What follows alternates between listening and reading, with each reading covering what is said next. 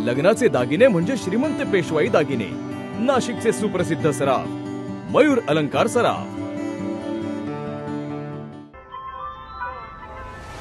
ताज्या बातम्यांसाठी नाशिक न्यूजच्या YouTube चॅनलला सबस्क्राइब करा आणि बेल आयकॉनला प्रेस करा।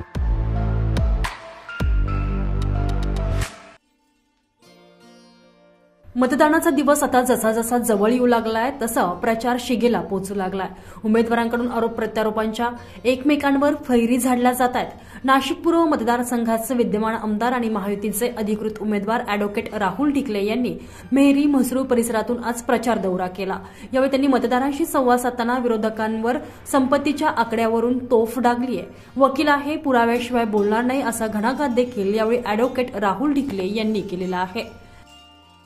निर्माण होतो आणि इथं 5 वर्ष झाले नाही, नगरसेवक झाल्यावर आमदारकीचं डायमंड नगर कुठे माहित नाही, सुंदर नगर माहित नाही, फुले नगरला सोडून दिलं तर यायला अर्धा तास बाहेर लागेल आणि आमदारकी लढवायची कशाच्या बळावर।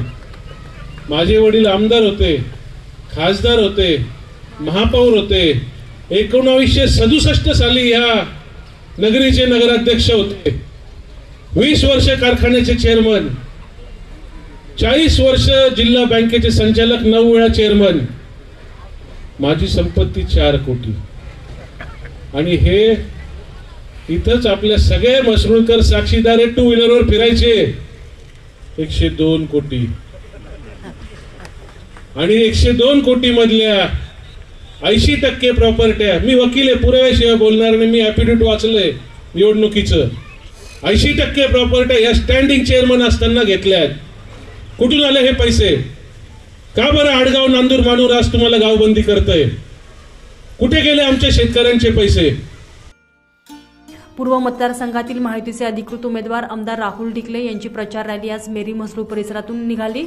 यावेळी मतदारांचा मोठा प्रतिसाद त्यांच्या प्रचार रॅली दरम्यान पाहायला मिळाला।